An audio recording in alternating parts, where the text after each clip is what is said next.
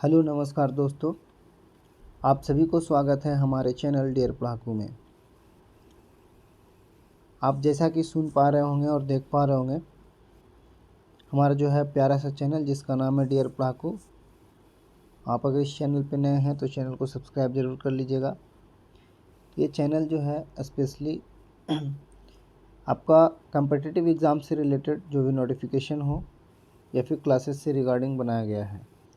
तो आज हम लोग पढ़ने वाले हैं और देखने वाले हैं, बहुत ही इम्पॉर्टेंट इन्फॉर्मेशन है जो हम सबों के लिए है।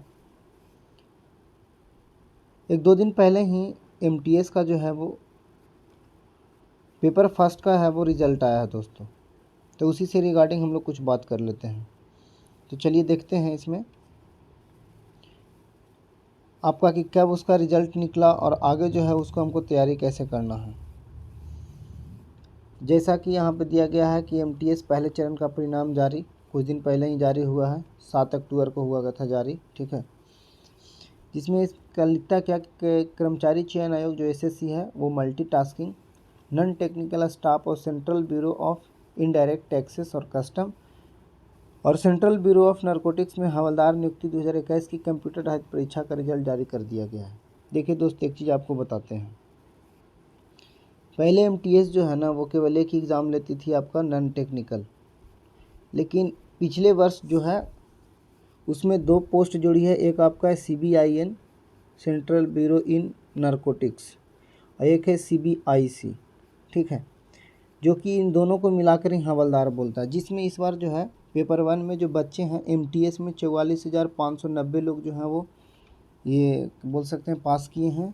और जो ये 2 पोस्ट CBIN और CBIC यानी जो हवलदार के पोस्ट के लिए 24,570 हुए हैं। यानी टोटल जो है वो 69,160 अभ्यर्थी जो हैं वो सफल हुए हैं एमटीएस में। लेकिन ये केवल नहीं होगा, ये पास होने से केवल काम नहीं चलने वाला है। एमटीएस का पेपर 2 जो है वो आपका 6 नवंबर को होने वाला है।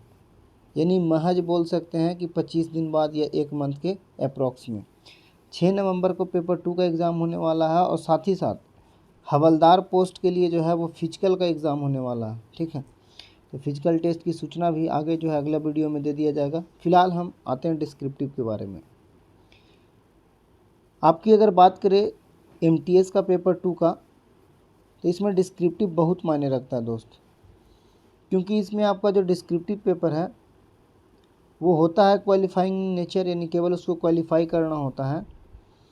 लेकिन उसका एक अपना कट ऑफ जाता है, जिसमें आपका डिस्क्रिप्टिव पेपर में एसे राइटिंग लिखा था आपका, ठीक है, निबंध लिखना होता है। वो आपका हिंदी में भी लिख सकते हो आप, और आप चाहें तो उसको इंग्लिश में भी लिख सकते हैं। तो आपको ये बुक प्रेफर कर रहे हैं हम, ठीक है, अपने एक्सपीरियंस के आधार पे। आप किरण का पब्लिकेशन का भी बुक ले सकते हैं या कोई भी पब्लिकेशन का बुक ले लीजिए, चलेगा, बशर्ते इसमें जो टॉपिक होता है ना वो मायने रखता है। तो आप इस बुक को प्रैक्टिस कर ले सकते हो। इसमें बहुत सारी चीज़ें जो है जो दिया गया है, कैसे निबंध लिखना है, इसका फॉर्मेट क्या होगा। और एज ए अपना एक्सपीरियंस आपको हम शेयर कर दें कि इसमें वर्ड लिमिट जो है ना बहुत मायने रखता है। आप अपने वर्ड लिमिट को कभी क्रॉस मत करना। अगर लिखा हुआ है कि 500 वर्ड में लिखना है तो वो 500 ही होना चाहिए। ये पहला हो गया।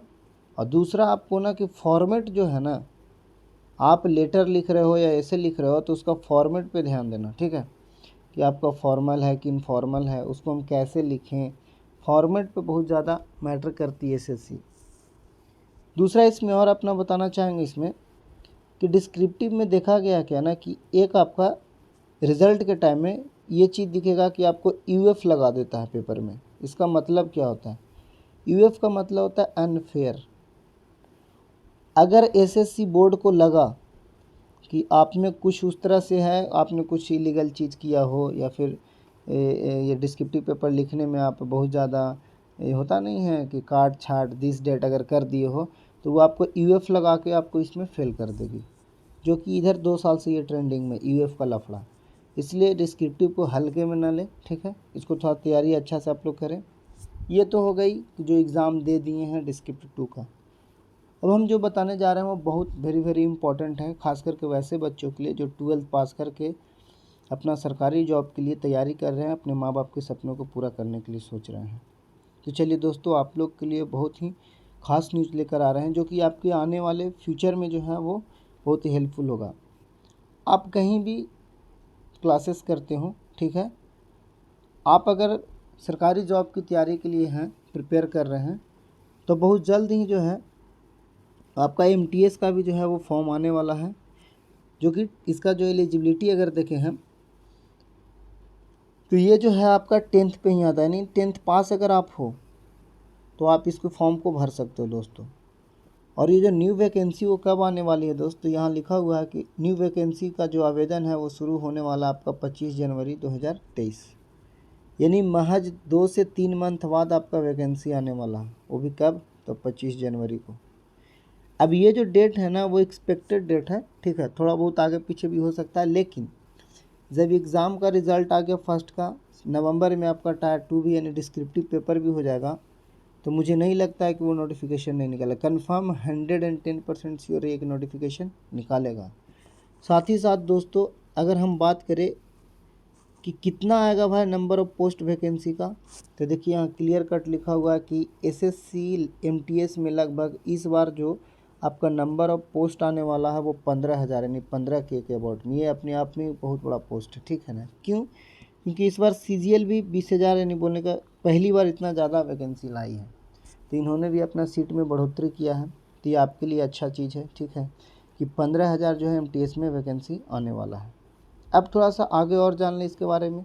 अभी जस्ट बताएं आपको कि इसके लिए हमको क्या करना होगा, तो आपको कुछ नहीं, एलिजिबिलिटी यानी क्वालिफिकेशन एजुकेशनल में 10th पास होना चाहिए। आगे और अगर चले तो इसके हम एज क्राइटेरिया की बात करें तो एज क्राइटेरिया जो है वो नॉर्मल है, जो कि सारा फॉर्म का होता है। आपका जो मिनिमम एज होना चाहिए, देखो यहाँ लिखा उम्र सीमा कम से कम 18 साल होना चाहिए, और अधिक से अधिक कितने होना चाहिए, 25 वर्ष। तो जो लोग 12th पास करके आए हैं ना, उनके लिए MTS बहुत अच्छा जो हो जाता है विकल्प हो जाता है। क्यों? क्योंकि आप जो हैं एक तो उस एज में, स्टार्टिंग एज में रहते हैं आप 17, 18, 19 की एज में, आप में वर्किंग पावर भी अधिक होता है, तो आप इसको अच्छे से कर सकते हो। दूसरी बात कि अगर सिलेबस इसका क्या होगा वो बता दो सर आप मुझे, तो सिलेबस जो है ना वो बहुत ही आसान है, बशर्ते इसके लिए थोड़ा टाइम देना पड़ेगा आपको। एकदम SSC GD वाला ही सिलेबस है, ठीक है।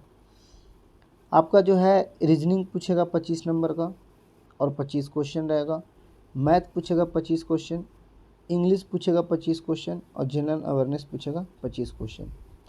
तो आपके पास अगर अभी बात करें कि फॉर्म आएगा जनवरी में, तो इसका एग्ज़ाम जो एक्सपेक्टेड लेने का है ना वो आपका 2 से 3 मंथ बाद लेगा। यानी अगर मार्च में भी एग्ज़ाम लेता है या अप्रैल में भी एग्ज़ाम लेता है, तो अभी आप लोगों के पास दोस्तों 6 मंथ हैं, और हम चाहें तो 6 मंथ में तैयारी अच्छे से कर सकते हैं, क्योंकि इसका सिलेबस उतना ब्रॉड भी नहीं है, खास करके SSC का। आप मैथ और रीजनिंग जो है वो आराम से कवर कर सकते हो बहुत कम ही समय में, ठीक है। और इंग्लिश तो आप आधा से ज़्यादा जानते ही हो, क्योंकि हम लोग बचपन से इंग्लिश सब्जेक्ट को पढ़ते आ रहे हैं, ठीक है।